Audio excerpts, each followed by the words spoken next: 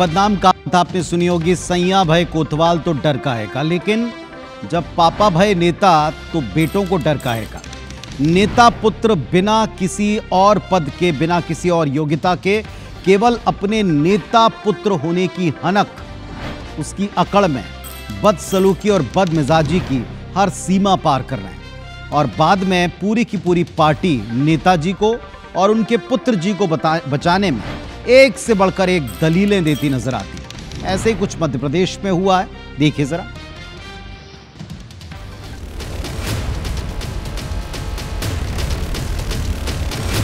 हमारे देश में रईसजादों का एटीट्यूड ही अलग होता है और नेताओं के बेटों के बारे में तो कहना ही क्या।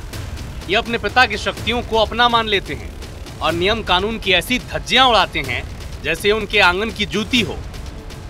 एमपी में कैसे नेता पुत्र हैं जिन्हें देर रात अचानक भगवान की ऐसी याद आती है कि दर्शन के लिए वो मंदिर प्रबंधन के सारे नियमों की धज्जियां उड़ाने में जरा भी संकोच नहीं करते। ऐसा करते वक्त उन पर पुजारियों से बदतमीजी का भी आरोप लग चुका है। यह है इंदौर के बीजेपी के विधायक गोलू शुक्ला के बेटे रुद्राक्ष शुक्ला। ताजा मामला महाकाल मंदिर के गर्भगृह में प्रवेश का है, वो भी बिना अनुमति के। मना करने पर मंदिर के कर्मचारी को धमकाने का भी आरोप है। मंदिर प्रबंधन का कहना है कि गर्भगृह में प्रवेश की अनुमति केवल बीजेपी के विधायक गोलू शुक्ला को थी, न कि उनके बेटे को।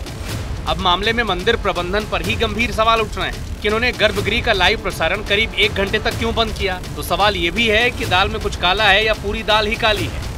और ये कोई पहला मामला नहीं है। इससे पहले रुद्राक्ष शुक्ला देवास के चामुंडा मंदिर में भी देर रात प्रवेश के लिए पुजारी और उसके परिवार से भिड़ चुके हैं। तब भी देर रात रुद्राक्ष शुक्ला अपने समर्थकों के साथ आधी रात मंदिर में प्रवेश करने की जिद करने लगे। मना करने पर पुजारी से बदतमीजी तक की। विवाद बढ़ा तो माफी मांगी। इधर शिवपुरी में सोशल मीडिया में एक वीडियो तेजी से वायरल हो रहा है। वीडियो में बीजेपी अनुसूचित जनजाति मोर्चा के जिला महामंत्री मलखान सिंह परिहार का बेटा हर्ष फायरिंग करता दिखता है, जिसकी उम्र महज 17 साल है।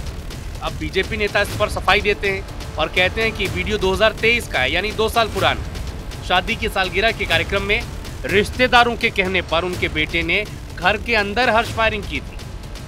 इधर बिलासपुर में कुछ रईसजादों ने अपनी लग्जरियस कारों को बीच सड़क पर खड़ा कर जाम कर दिया। नेशनल हाईवे पर जाम के बाद वहां लोग परेशान होते रहे। खबर दिखाई गई तो पुलिस ने औपचारिक कार्रवाई करते हुए चालानी कार्रवाई की। इस मामले में बिलासपुर हाईकोर्ट ने संज्ञान लेते हुए पुलिस की कार्रवाई पर सवाल उठाया और पूछा कि पुलिस ने कार की जब्ती की कार्रवाई क्यों नहीं की। कुल मिलाकर सवाल ये है कि नेता पुत्रों और रईसजादों की कारगुजारियों पर अगर इन्हें सजा नहीं मिलेगी तो फिर आम जनता के मन में कानून व्यवस्था का कितना सम्मान होगा, ये अंदाजा लगाना ज्यादा मुश्किल नहीं है। Bureau report, IBC24। तो इसलिए हमने कहा नेता पुत्र बेलगाम और प्रदेश और पार्टी हो रही बदनाम, बाद में सफाई देनी पड़ती है और वो भी महंगी पड़ जाती है।